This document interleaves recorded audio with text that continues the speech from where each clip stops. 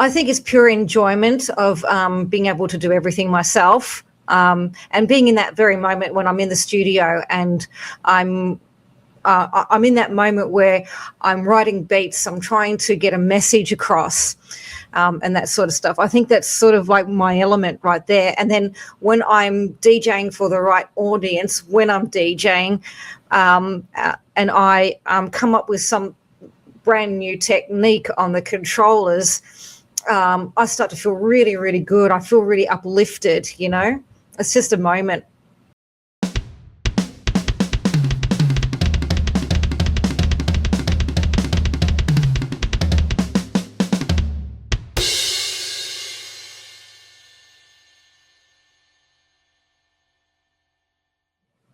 Hey everyone, welcome back to the All Music Matters of That podcast. I'm your host, Brian.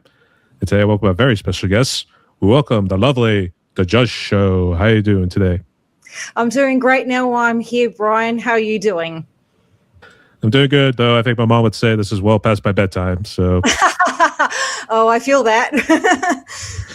Though I guess it's just early afternoon for you guys, starting Sunday, I guess. So I guess you still got the whole day ahead of you. Yeah, it's only like 2:47 over here, so we've got. I think I would consider the fact that the afternoon is still young. That's for sure. And I've actually interviewed a good amount of people out of Australia already. So I guess see if you recognize these people. I guess Kathleen Turner Overdrive. Yep. All right, we got Haro. Yep. These ones I don't think you would know, but Order of Owls I know was somewhere in Melbourne, I think.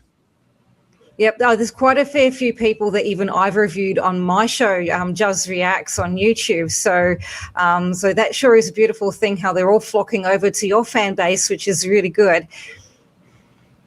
Yeah, actually, I've been reaching out to them too. So, and yeah, pretty much is the only time. Otherwise, I would have to wake up early in the morning just to catch me in the evening time. So I can sleep it off tomorrow too. So it's all good. Yeah, you can make up for it later. That's for sure. I guess what's new in the neighborhood?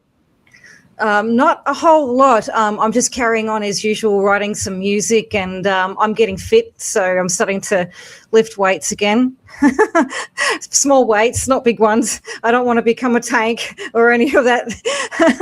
But yeah, that's going really well. I'm getting fitter and fitter every week, so that's basically what's happening on my end, outside of everything else. I guess music-wise, you got some material in the works. I don't know if you also played any shows too. No, unfortunately, I haven't had a chance to, mainly because I haven't got enough funds to go out and do gigs at the moment. I don't have the funds for the resources or the actual equipment. And I've been trying to raise funds on my Buy Me a Coffee foundation, whatever it's called, to try and get up to my $2,500 goal. So it's a bit far-fetched at the moment because I know everybody is struggling, but that's where I'm at with gigs at the moment. I've been trying to keep them at home most of the time. I haven't been booking them very much online because everything is a bit small right now and a little bit limited, but I'm going to try and see if I can organize more shows online.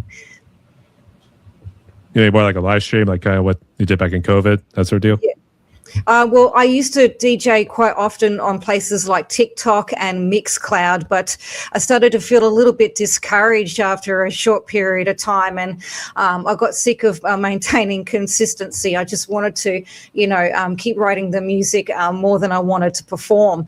So I thought, okay, well, I'll just take a break from it for a little while and then revisit those shows at a later date.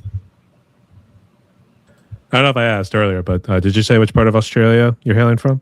Yep, I'm in Victoria. I'm in a small town called Ararat. So it's about 12,500 people here. Last time I checked, anyways. So yeah, we're just existing over here. That's good to hear. And I don't know, is it a hot tourist spot? Because I know we've been looking at places in New Zealand and Australia. Yeah.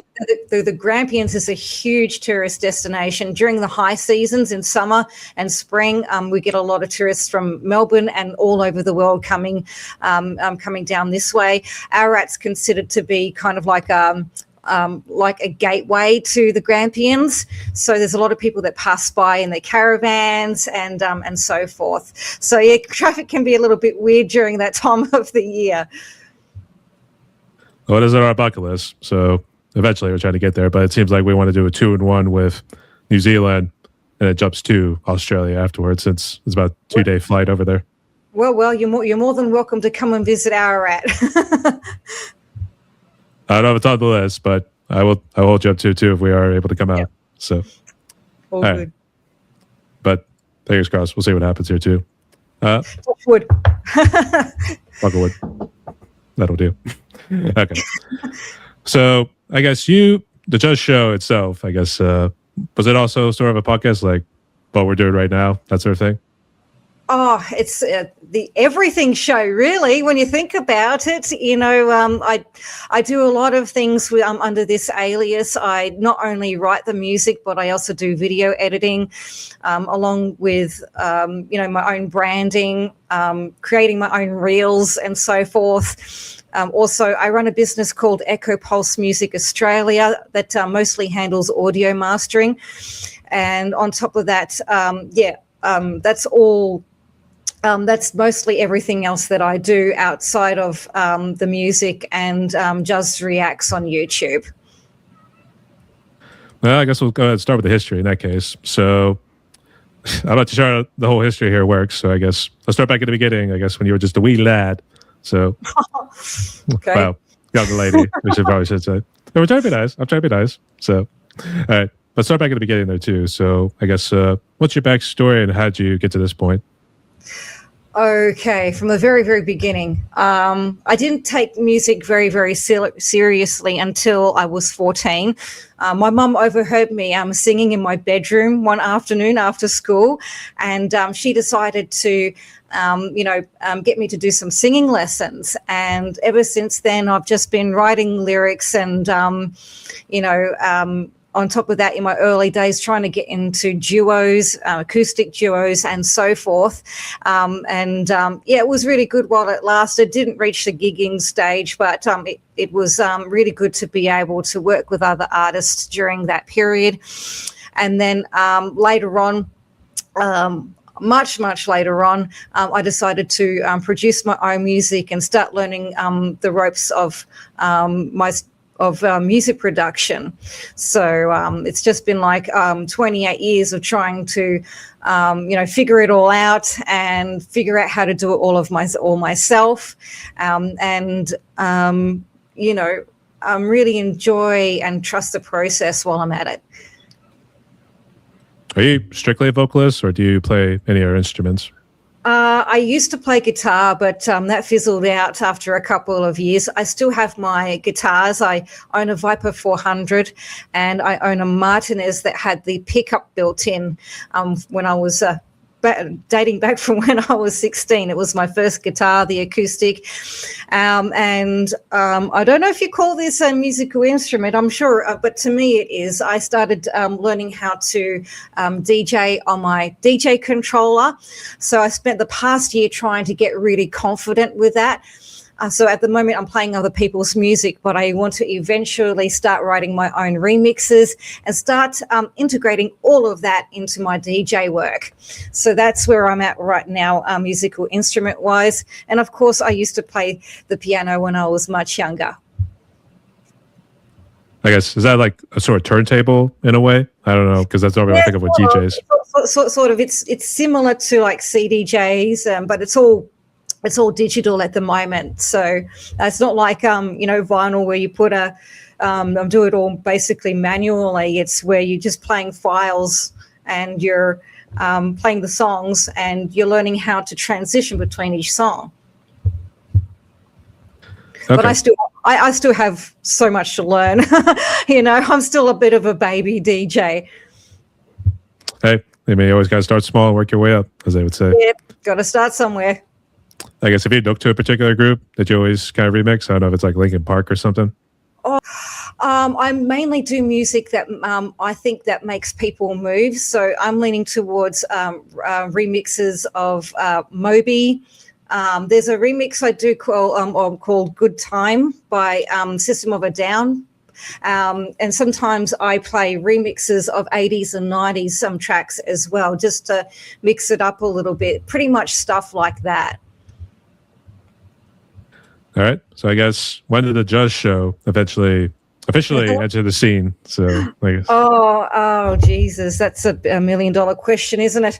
I remember when I used to hang out in the MRIC channels, the chat relay program there with other people, and one of my friends who I've known for a really long time, he had his own chat channel called Super Bands, I think it was, and when I entered the room, my friend said, "Oh, it's the Juz Show," and I'm like, "That's it. That's going to be my stage name." So I stuck with it ever since. I loved it. It's amazing what you could have with a good group of friends. Though normally I think the funniest stuff happens in the pub or the bar, whatever. Yeah, that's it. That's it. So, but I guess how did it start off? I guess did you do reviews, or were you just kind of doing your own music at the time? Basically just doing my own music at the time. Yeah, that's it. Yeah. Well, I guess what was the motivation to do like reviews and everything else you just mentioned about what the Juz Show's about? All of that stuff came a lot later. You know, all of the music came first. All right. I guess was there really a motivation behind it too, or did it just feel like a good way to like help out other indie musicians? I've always been passionate about, helping other artists by helping them getting the free promo that they need, because promotion and marketing, the cost of that is just through the roof, and not everybody can afford to put thousands and thousands of dollars into an ad and whatnot. It's just ridiculous how that works now. So there's underground shows like Juz Reacts on YouTube, and other people that I know who do the same thing, that are offering that kind of free promo and to get reviewed and stuff like that through their music videos and their own songs.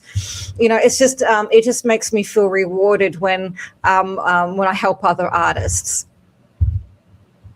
Well, I've been seeing Drex the West Wolf kind of help it out. Oh yeah. I love Drex the West Wolf. He's just getting started on Twitch, and he was having a lot of trouble trying to get some more artists on side. So I called all of my followers over from Facebook, did the app followers and everything, and everybody just flocked to him. So I was like, cool.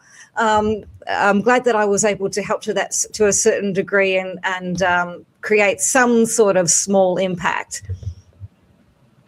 Yeah, I always felt bad because you see like the little rants or sort of stuff he does on there too, when it doesn't seem like he's like in the attraction. He's just so laid back, man. That's what I love about him, and obviously he's happily married to his wife, and he's just an all-around top bloke, and you just really feel that he wants to actually help. That's for sure. So which case, we salute you, Drex. Keep up the good work there, buddy. Yes, Drex. Big shout out to you. All right. Well, we sure he shares it too, or at least we make sure he will. He will. So, yeah. Knowing him, he will. Yeah, for Absolutely. sure. He'll probably tag us both in it. That'd be nice. All right. So I guess let's go ahead and talk about the gear that you use for the Juz Show and your music too. So what you got? Okay, so I have my Behringer Euphoria UMC 202 HD interface, which is serving me quite well. I have my Adam Audio speakers, which I recently upgraded to. I can't remember the T series I'm up to. I think it's a T7s. And I'm running a complete A61 Native Instruments MIDI keyboard. I've got my two Samsung 4K monitors in front of me. And in terms of DJing, I just use Traktor software and hardware. So I use I'm still stuck on the S2 control. So I'm still learning my way around that. And what else do I have? Of course, I have a gaming PC that I run everything on. put all of the debates about PC and Mac beside you, each to their own. They all think in ones and zeros. What else do I have? I think I've got all of the basics that I need. Oh, I have my M50X headphones, which are serving me extremely well, especially with audio mastering. And what else do I have? Oh, I think that's all I've got, pretty much. Yeah. So I've got everything that I need to do music. That's good to hear.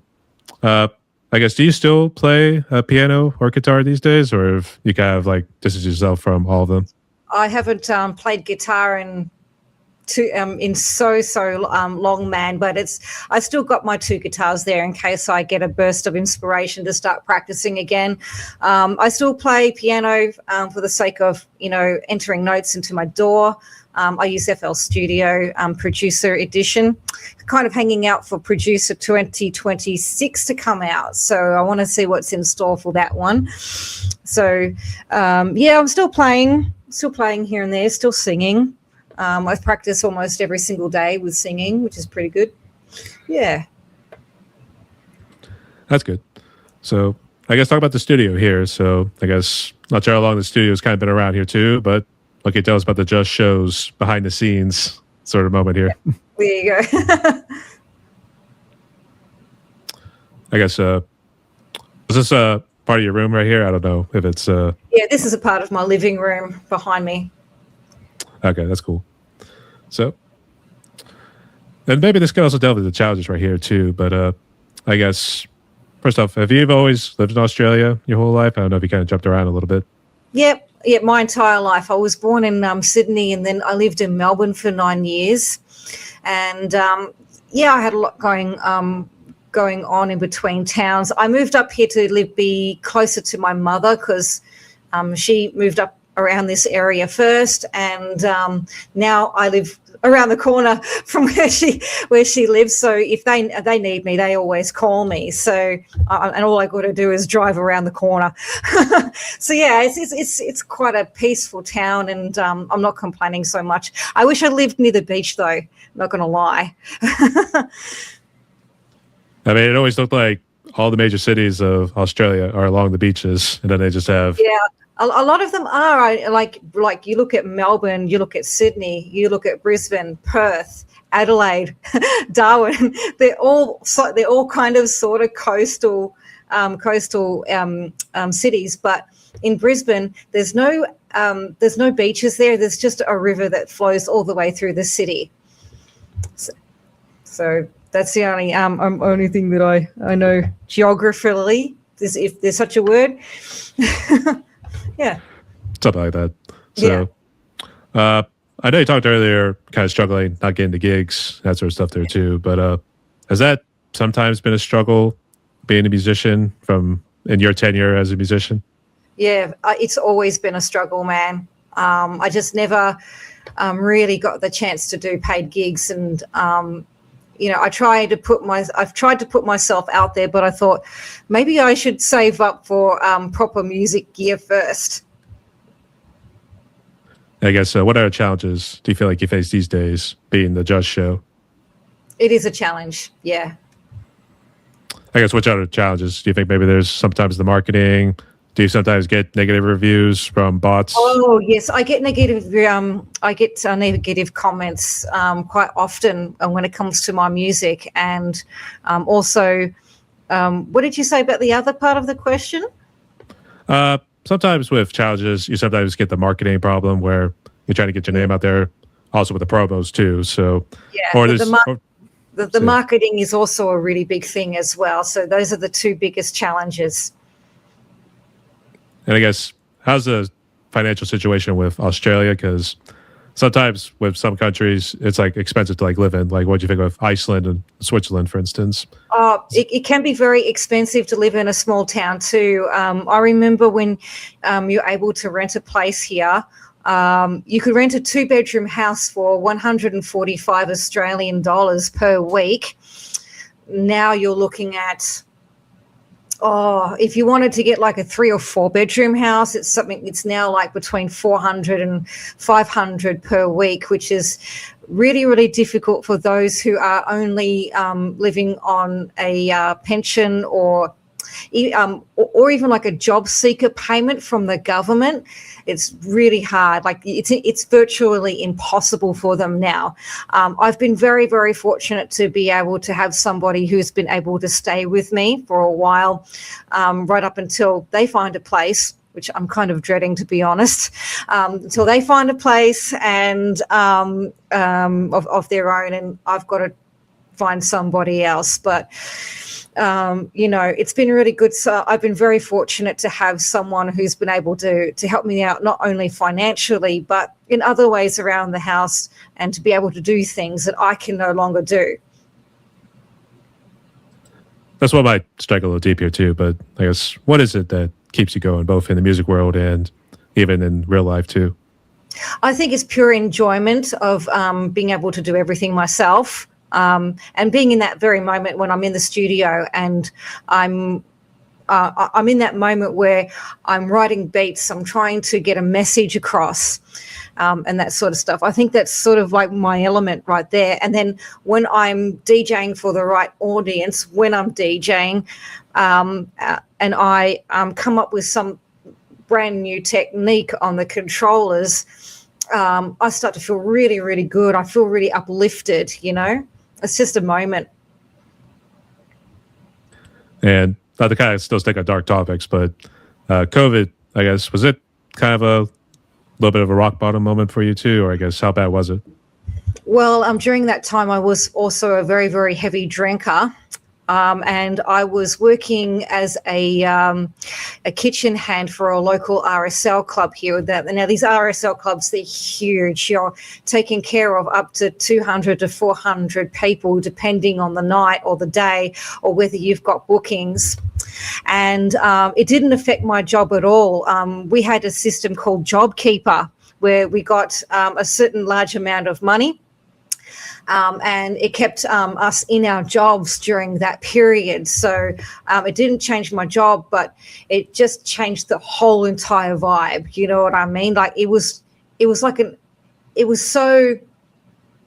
bleak, but it was also really surreal at the same time. So yeah, I think that my drinking was very, very, very heavy during that period of my life. And you just think in those moments, you may as well.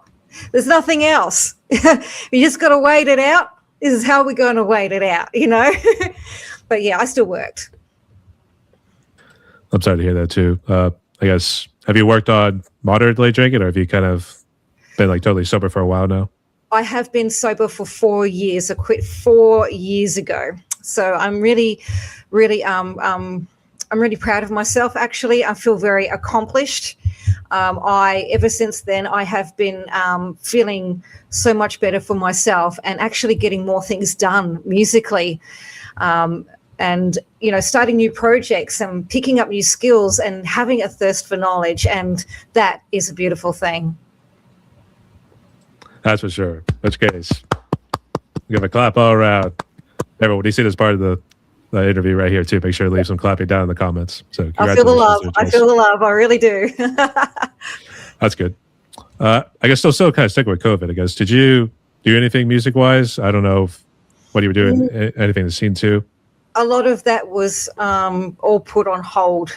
I don't think I was as motivated working as I am now. I'm no longer working. I'm just trying to keep business off the ground and try to keep that going. And, my housemate has also been a decent flow of income. Only just like, skin of the teeth just, but, that's where we were at. It was all that it is. Everything was just, it was just there, and it was at a standstill, and there was nothing that I could do about it at the time. It was just not a good time for me to quit drinking. I wasn't really motivated with the music. We were all, I was like everybody else, just trying to get through that rough time in our lives, and just trying to just trying to exist, still be around. Yeah, actually, I think I gave some shout outs earlier for some people I've interviewed out of Australia, but another one I forgot to mention was Celestial Burial. Matt actually is part of that one little death metal group out of Australia too. But he had mentioned how the scene, I guess, when they started lifting restrictions, they actually made like boxes. And if you ever been to like a metal show, people are normally jam packed together when they want to get close to the stage and start doing mosh pits, that sort of stuff. Yeah, been to a few of those in my early days. That's cool. And I guess it had to be like 6 feet of separation or something like that. So it's like you got your own individual moshers in that case. So it struck me as kind of funny in a way that too. I feel like that would not fly to States. I mean, they would do an open rebellion, something with that. So it's like, we're back with a vengeance. Let's go. Yeah. But I guess, have you been to any shows or let alone done any gigs before the whole financial situation came up? Well, the very first gig I went to was when I was just about to turn 18. It was Alex Lloyd at the Forum, and at first they weren't going to let me in because I was still 17 and all the rest. But as long as I wasn't going to go to the bar, they still actually let me in to watch him play. And the other gigs I went to was Savage Garden. I saw Moby live twice. He was so good, man. And I have been to quite a fair few metal gigs. The last gig I went to was Alice Cooper during his Yo Black Eyes Is Back Again tour. That was so good. But you know what's funny during that gig? I had it was crazy because the person next to me was really, really, really drunk. And she was so sick and so far gone that she threw up right next to where I was standing, and her partner had to leave. And I tried really hard not to look next to me, but I had a quick glance, and she threw up a lot of it, whatever it was. I know it's too much information for some people, but I had to deal with the smell of bath for the rest of the gig. But aside from that, the gig was absolutely epic. It was a memory I didn't want to remember, but that part of the memory I didn't want to remember, but the gig was just so good. Actually, I had seen Alice Cooper a couple years back, and at our place, it was called Stage AE, which has like a top balcony there too. And we had found a nice little sweet spot because most of it was just seating up there. Yeah. And it was right when he came out, there was a railing right there. We managed to stay a good distance, at least away where we could at least see the stage the whole way and see Alice, the whole full band and everything too. But you also saw people who were probably either stoned out of their minds or tripping on acid, that sort of thing. So. Yeah, you get those all the time. Wherever you go, doesn't matter what gig you go to, there's always someone drinking too much, smoking too much, taking too much, getting a little rowdy, and all of the rest. And but sometimes it becomes, some of the gigs you go to, it happens, and it still becomes a really good gig. Especially ones that last as long as they have in terms of memory. So, yeah. Yeah. All right. But on a serious note, good to see you pulled through and good to see the family's doing well there too, Juz. So good to have you along here too. It was great to be here. It really means a lot to me that you asked me to do this. No worries. I'd say it was 50-50, but I think I've been seeing your page too, and I've been meaning to reach out. So yeah, I felt bad. So I'm so glad you did, and it was an honor. So thank you so much for having me on your show. No, we're not done just yet. So I just need to remember, make sure I didn't lose my little script and everything. But oh yeah, I know on your Facebook page, you mentioned about like no AI generated music or anything like that here too. So this question here kind of delves into the whole AI and social media situation, what I want to call it now here too. So what do you make of both these days? It's such a taboo subject at the moment, isn't it? And it's upsetted a lot of artists, I've noticed. I always believe that AI is meant to help artists, not to completely replace the skills, not to completely replace it altogether. There are people who But then I've also learned that there are people who don't have the skills yet, but want to do it, but can't afford the equipment, can't afford the resources to learn, don't have the courage to learn that way, and they want to start out with generating AI generated content first. But at the same time, it's angered artists because they see, I don't know, I kind of see it as cheating sometimes, but I do see the reasoning why people do AI generated music. But at the same time, like, you've got to be really careful with what you say on social media, because you talk about getting, like, I tried to get an AI declaration through the through an organization that's supposed to combat, that sort of stuff. And just to prove that I'm AI, because I got abused. I'm not sure if I can say the word abused on here, but I got a very nasty comment from somebody on WhatsApp telling me to, stick my just basically stick it up my own, with, thinking about, assuming that I was AI when I really, really wasn't. And I think this is the struggle that every real artist really, really goes through now. So I thought, well, I need to do something about this. So I'm going to get the AI declaration and get onto that database, which is free, and also put the label on my website so that people can actually go and do their research and say, oh, okay, well, this person is really putting a lot of effort into their music and not using AI, so that we can get the credit that we used to get from doing our own getting credit for our real hard work. You know what I'm saying? So, I have mixed opinions about AI, but I don't rely on it. I never relied on it, and I never will. I always say I'm guilty of using ChatGPT for making little thumbnails for my drum covers I do on a separate channel. And yep. I have also asked for help there too. Have you kind of used ChatGPT for like advice? Guilty as charged. I use ChatGPT to help me write lyrics sometimes, because lately I have been a little bit stumped, and ChatGPT has helped me elevate those skills a little bit better in a different way. I'm heavily influenced by 9 Inch Nails and other really great artists from the 80s and the 90s. So I've incorporated some of that feeling into some of my music, but with I'm sort of drifting off here. But ChatGPT has kind of helped me write in a bit of the style of 9 Inch Nails, and to elevate my own skills. So I see ChatGPT as the kind of person, not a person, the kind of thing that assists me with writing lyrics.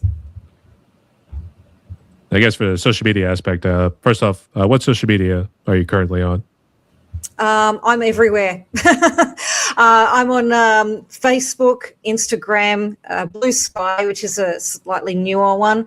I'm on TikTok. I'm on Snapchat. Where else? Mixcloud. Occasionally. I haven't been on there lately. I've been on and other places like YouTube. I'm all over YouTube. Just all of the real big ones. So I think earlier I brought this up with challenges, but I guess maybe from your perspective, what have you been seeing going on social media? Have you been seeing a whole lot of political posts, mainly when there should be?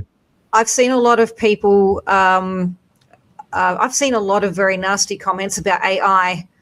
And they're a little bit hurtful, and they sort of drift off topic towards what was actually posted. And I get why people are really upset about it. After I posted those 2 posts about the AI thing, I deleted them because they were causing a little bit too much backlash and too much attention. And I was getting quite a fair few nasty comments. I even had to ban a few people to protect my peace. So that was a real big challenge. Having to deal with that. It's so easy for people to say terrible things online, but they'll never say it to your face. I'd like to say it was some fat guy in the basement of his mom's house or something like that. Just right in. Dude, seriously, look at all of the other options that this person, all the other reasons what this people need to look at. All of the other reasons why people post things. That's for sure there too. So I always bring it up. I always bring it up in my interviews, but there have been people who've at least used it a little bit. I know one one of the people I'll give him a shout out here is Fuzzy Death Machine. I know he works in an actual band, but he also does a little bit of a side project with Fuzzy Death Machine. Mr. Kane, that's his nickname. Yeah, Fuzzy Death Machine. I've heard of him. I've seen him around. Yeah. So, yeah, look, it's okay to use it to assist in small doses and to elevate your skills, but it's not okay to completely rely on it all the time. If you do rely on it all the time, have the intention that you're going to put the effort into learning all of the ropes, all human made. So that's for sure, there too. Yeah, that's my honest opinion. That was a good one there too. So fingers crossed. Let's hope it doesn't turn into the Terminator situation, as I like to say is the worst case scenario. I find it a really big struggle trying to prove myself all the time, especially when it comes to AI music. And I can tell you that right now, I'm not AI. I just use it to assist me with lyrics, and that's about it. Well, this is AI right here. It's doing a pretty damn good job, and that's pretty damn scary then. Yeah, so. I know. He's listening to everything. Like, dude, stop eavesdropping. I just open like the facial recognition and everything there too. Like now we're seeing like oh my God, it knows my face. What's it gonna do next? Plot world domination. Oh no, we don't want to think about that. And stuff like that. Quick, hide. Make sure they don't scan your face. Actually, I've been seeing like some of these like history posts sort of come up here too. They'll tell like war events that like happen, world events that sort of happen here. Yep. So, but he uses like little AI sort of bits to kind of bring it to life, so to speak. Yeah. So. Yeah. I'm sure people have done really amazing things with AI, but a lot of people are still not seeing it as creativity. But you got to look at it in so many different ways. Just try to be a little bit more open. And I've got friends who do AI music, and it's not within my control. But I will still support it to a certain degree. In which case, tread carefully, good soldier. So, okay, you'll have to link me to that one later on. Let's see. All right, but I guess we have pretty good questions here. Pretty good. You got some time for some extra fun ones, real quick? Yep, I am. I've got plenty of time. And if you're seeing a tail there, that's my cat Coco. She's all wanting the attention today. I guess want to give a shout out to Coco real quick. Yeah, I'll just show you her real quick before she wiggles around. There she is. This is Coco, this little lady. She doesn't like to be picked up very often. She's about 3 or 4 years old. No, wait, she's about 5 or 6 now. I've lost count. But she's like my ghost producer / sidekick. She's like, I'm not looking at everybody. I'm like, no, too bright. No, there you go. So. That was featuring Coco. Yes. She's my sidekick. Right. But outside of that, I guess the first question, I'm curious if there's a particular dish I've not heard about yet. What's your favorite food currently? Favorite food? I really like eating healthy. So I like chicken. I like beef. I used to be pescatarian, but I couldn't go on those diets anymore because I ended up having an iron deficiency. So I thought, I'm going to switch straight back. Lately, my housemate does some really good food, like a really good chicken mushroom gnocchi. I really like his cooking. Pork, seasoned pork, lightly seasoned pork, anything that goes with a salad, really. What else? I do like chocolate, but I have to keep it out of the house because once I get a block, it's gone within 5 seconds. So I have to be careful. It's my weakness, not going to lie. What else do I like? I'm really open. I've tried different foods from another country. So I've tried a lot of South American foods like empanadas, chorizos. They do great chorizos over there. They're great. They're really good with their food over there. Oh, I tried their deer ribs from Pucon, and that was absolutely divine. It was the best experience I had. So deer ribs was one of the most unforgettable meals I've had. That's definitely a lot to take in there too. So, oh yeah, I had so many favorite dishes. I could only, name a few straight off the bat. nonetheless, that's very appetizing here too. And now I'm going to have a midnight snack. That whole deal. So, all right. But nonetheless, all great choices. Not sure if you get to any movies or TV shows, but do you have a particular favorite for those two categories? Well, lately, my housemate and I finished watching A Resident Alien. It is really, really funny. We loved it, and we're hanging out for the next season to come out. Another one that we saw was Diabolero. I think that only went up to 2 seasons, and then Netflix decided to cancel it. I got my housemate to watch Raising Dion, but Raising Dion got canned, and we had a cliffhanger, and I'm like, whoa, why do they do this to us? That sort of thing. And what else did we see recently? We saw a movie last night. What was the name of it? I can't remember it now, but it was all about these an AI assistant trying to dominate a family and stuff like that. There's a lot of movies like that out there, which I don't mind, that sort of thing. But I'm a really big fan of Stranger Things. I was really upset when they finished the last season, and if I had my way, I would watch it all over again. So they're the good ones. I started with Stranger Things, but I only stopped after 1 episode, so I had to start. Oh, really? Oh, you don't know what you're missing. It's so good. You'll be hooked after the first season. I'll have to check it out again too, but I need to find the time again. So, Yep. All right, great choices. I guess what's your favorite non-alcoholic drink? Non-alcoholic drink. Oh, well, I love a good hot chocolate with cacao powder in it instead of cocoa. My housemate does a really good one with cream straight out of the espresso machine, and beautiful, absolutely beautiful. And for refreshment, I usually have soda water with lemon juice in it. It's a lot more of a healthier option than Coca-Cola and any of the other stuff. So those are usually my go-tos. I love drinking different types of tea, particularly Earl Grey. And when I'm doing my vocal warm-ups, I love drinking chamomile tea with a bit of honey and lemon juice. So those are my go-to non-alcoholic beverages.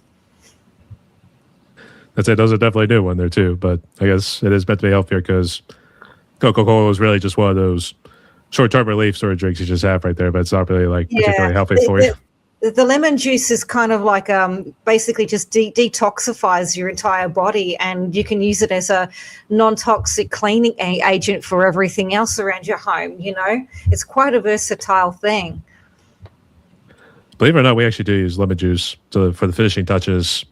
I actually told you I worked at a restaurant too, but I'm a sous chef, and for our grill or the flat top that we do use lemon juice to kind of give it a little sparkling shine afterwards. So yeah, it makes a whole world of sense. Same with using olive oil too for your salad to give it that glossy effect. So it's a beautiful thing. Food is a beautiful thing. Not going to lie. Liquefied food, we should probably call it there too, or something like that. Yeah. That's our stuff. All right. Oh. All great choices, nonetheless. All right. And for the last fun questions, I guess, who you been listening to recently, regardless if they're independent or mainstream? I've been listening to a lot of deep house artists as of late. So I've been really digging Paul Locke, and who else? House Nick, a little bit of House Nick, and various other artists that do deep house remixes. They're really good artists. Very super chill. Their vibes remind me of the beach, an easygoing vibe of the beach. I also really love Fade Ahead. They're from Germany, and Solar Fake. They're really, really, really good. Sven is an incredible songwriter. And who else? Oh, I've been listening to a lot of various artists as of late, and FM Attack. I really love FM Attack, a bit of synthwave, retrowave. Who else? Just a whole different range of electronic artists that I really, really enjoy. So it's quite eclectic. That's definitely for sure. Definitely new artists I've not heard about yet. So I particularly stuck in the metal thing there too, because it gives me a good cardio workout, that sort of stuff there too. I can totally understand that. My favorite metal artist is Avantasia. They do amazing work. I listened to their entire discography up to all of the recent ones, and I actually saw them live at the Forum again. I went to the Forum again to see them, and it was absolutely amazing. And I discovered Adrienne Cowan as well, who took over some of the female vocals on that night. She's amazing. I don't know if I ever heard about him, to be honest. There's a lot of bands. Yeah, there's a lot of bands that I heard about. So yeah, I will drop you some links for Avantasia. You'd really love them. All right, sounds good. All right, so Juz, we're down to one more question on my podcast, but I guess before we jump into that one, would you like to ask me anything real quick? What inspired you to do the shows? Let's see. It started during COVID, so during that little time it started happening there too. It was pretty much 2020 going into 2021. There was really a couple of things behind it too. One, it was kind of to fill in a little bit of time after I was done with like my main job, because I was still able to have a work from home sort of job going there. Yeah. But I was mainly starting with drum covers, and obviously, that's a saturated market, so it was at least good to diversify the channel at the time there too. Now I kind of like split it off into drum covers are one, podcast interviews are one, and then the other one's like just random stuff I put up, like concert footage from all shows I've been to the last couple of years. So how do you juggle the shows with your job and other things in real life? Well, I still got the 9 to 5. So the good news is with the secondary job, that one I'm able to select certain days because the manager is a friend of the family. So he's able to give me flexibility with what days I can work. And it's usually the evening rushes. So sometimes it's Thursday, Friday, Saturday. So with your day job, tell me about your day job, the 9 to 5. Well, it's accounting work. So unless you're good with numbers, it's a little tedious and a little bit repetitive, but honestly, it's one of those, I'm happy where I'm at because I don't know. So you do accounting during the day, and at night you're also a sous chef?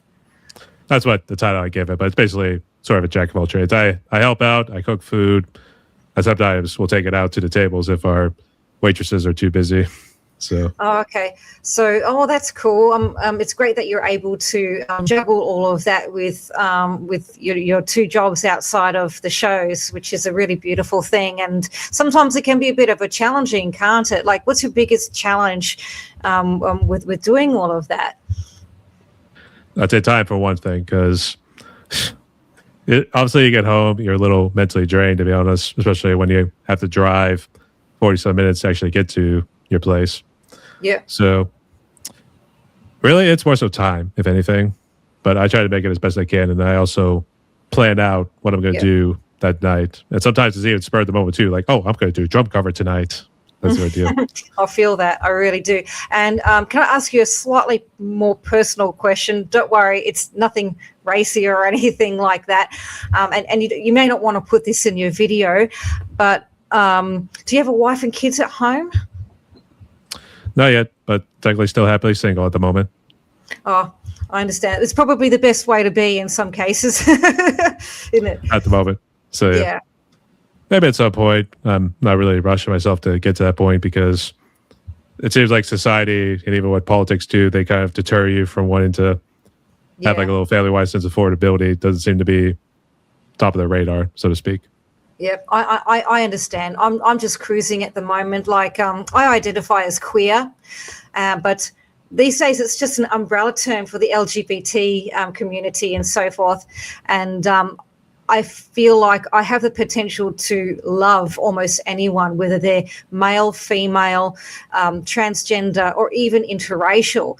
I sort of lean towards a little bit of the pansexual side, but sort of in between that and the bisexual side. So I sort of feel like I can actually connect with souls a lot better than I do then with gender. I never had a problem with anyone in the LGBTQ community. So I had a couple on here too, and we actually know close friends of ours who are actually identify as gay too. So I'd be like, yeah, I don't know why people have to make such a big deal about it. Yeah, I don't think that I should really put myself in a box because I'm such an open person, you know, when it comes to that sort of thing. And yeah, I do have limits like everybody else does, but I just feel like, you know, I don't really like putting myself into a box because that's where the confusion is, putting yourself into that. Like, I don't classify as lesbian. That's too hard, too confusing, emotionally hard to deal with. You know, I don't like to be restricted into that one component, if you will. So I keep myself open. It comes down to choice. I mean, like, I'm just trying to wing it as best I can here too. So Yep. I got to feel it first. I got to feel that connection with somebody. Connection is always important, and along with you know, trust and honesty, and you know, I always said, you know, someone always said to me, look, you know, it takes two to tango, 100. You know, if it's not 100, one of you is going to drag each other down, and it's just simply not going to work, no matter for whatever reason. So that's for sure. Just, you know, and also, like, you know, it's important to really just feel that connection, like have it come from your heart and your stomach at the same time. I don't know about stomach. My stomach's usually thinking about food, to be honest. We're having for dinner. I'm thinking about food too right now. All this talk about food's making me hungry earlier in the show. That's for sure. But did you have any other questions though? Do you think you'll ever join a band? Technically, I'm part of 2 studio bands, but it's basically me on drums. The first one I do vocals on too, but it's me and the other band is Waiting at the Bridge. We kind of collaborate together on our project called Demiurge. Yep. And then, oh, that's cool. And there's a friend of mine out of Vegas, Graham. He helps me out with Nocturnal Monarch. He does the bass and the guitars, as well as the mixing, mastering, that sort of stuff. And then I just do the drums. Okay, well, that's cool. That's cool. Well, if you guys need a second pair of ears, hook me up. That was good. I think we might have to bring you back to your old metal days, to say the least. Yeah. So yeah. Yep, definitely. But I have also been thinking of using Fiverr to kind of take up session work, to say the least. I feel like that's my way to kind of help out with other musicians or bands around the world. That's a really, really great idea. I think I just need to get myself motivated because I'm like, I need to make this work. And they're like, oh, wait, I still have all this to do. So well, just remember that sort of thing is really just good for your soul. All politics aside, it's got to truly come from here, physically as well as emotionally and spiritually, and they've all got to connect together. That's for sure too, but stay tuned on that. I'll make sure to put something on Fiverr. I will. Keep me posted as to how you're going with your music and everything. That'll be great. We're still in the works with Nocturnal Monarch, and I recently reached out to Wade at the Bridge to see where he's at, but we're all getting caught up in our lives here too. We seem to be doing too many things at once. So at the end of the day, it's really all about balance, or finding your own balance, no matter what it is. That's for sure. At least that's what I keep telling myself. So, though I seem to kind of overwork myself maybe a little too much. So I think it's one of those, I'm working myself to death. So I've been there. And it all catches up eventually. So, you know, balance is key, I guess. One day we'll see what happens. So yeah, stay tuned, y'all. But follow your heart. All right. Anything else, or is it okay we jump into the last question? Yep. Okay to jump to the next one. All right. So for the last question right here, here's how I'll word it. Given the amount of negativity that you kind of seen firsthand with some of the posts that we kind of mentioned about earlier, or even on the news, or what's going on in the world these days, people need some sort of hope. So what would be your message of hope for musicians and people out there so that they can try to move forward with their lives? My only advice is to just it's a hard one because people are going to do what they want to do. You can't control free will. So I would say don't accept what is not within your control, but still bring the message through. That's my advice. Short, sweet, to the point. Yeah, that's it, to the T. All right. In which case, spoke like a true prodigy.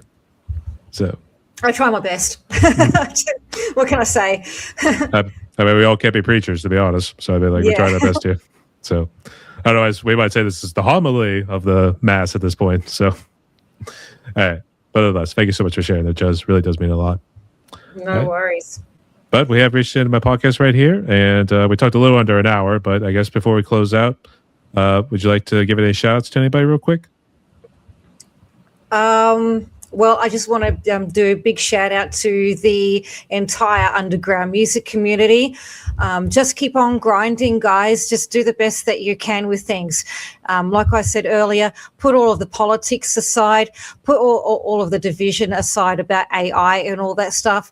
Just keep on doing what you're doing. Only concentrate on what you're doing in that very moment. And as always, just trust the process, fam. Just trust the process. Live in the moment and trust the process. I think that's the advice that I would actually, that I would say to the underground music community. Is that the fear of the punk rock scene? In which case, continue to make fun of the politics. In that case, see ya. Well, there's always got to be a funny side to everything, right? Well, we always got to make fun of somebody. I mean, like, come on. Oh, man. I've been told that I'm funny when I don't mean to be funny. Like, I'll be saying stuff, right? And out of the blue, somebody's laughing. And I'm like, why is it funny? I'm just telling the truth. It's either that or I tend to like it when it's like the British or... Because sometimes they're like saying words that I've got used to, like they say like garage or something, and they're like, no, it's just garage. Just keep it that way. So. It's chowder, not chowder. Just like that Simpsons episode. I mean, it's a language barrier in this case, but yeah, I think sometimes I find myself laughing at like just simple things like that there too. I don't know why, but. So it's totally okay to do, and I'm sure a lot of people are on the same page with that sort of thing. And it's really good to laugh at just trivial things because it alleviates all of the other problems that are going on in the world, even just for a short moment. That's for sure, the two. All right. And lastly, for the audience, can you just mention what social media and streaming platforms you're on so people can check out your music and interact? Yes, I'm on all of the main platforms, including Facebook, Instagram, TikTok, Blue Sky, you name it. I'm very, very active there. I always get in touch with all of my fans that are there, or with those who interact with me first. And there's also my website as well, and you might want to put that in your description there, Brian. I'll ask about it whenever the interview is ready here too. So in the meantime, stay tuned for that. But I have to close out like this real quick. So, everyone, my guest today was the Juz Show, hailing from Australia. Hey, mate, that whole deal. So, all right. But she does her own music out there too. She's also pretty active on the socials as well as doing reviews and that sort of stuff. Again, we'll give another shout out to Drex the West Wolf because I know you guys do with the promos and all that sort of stuff there too. Keep up the good work. They're good soldiers and everything. All right.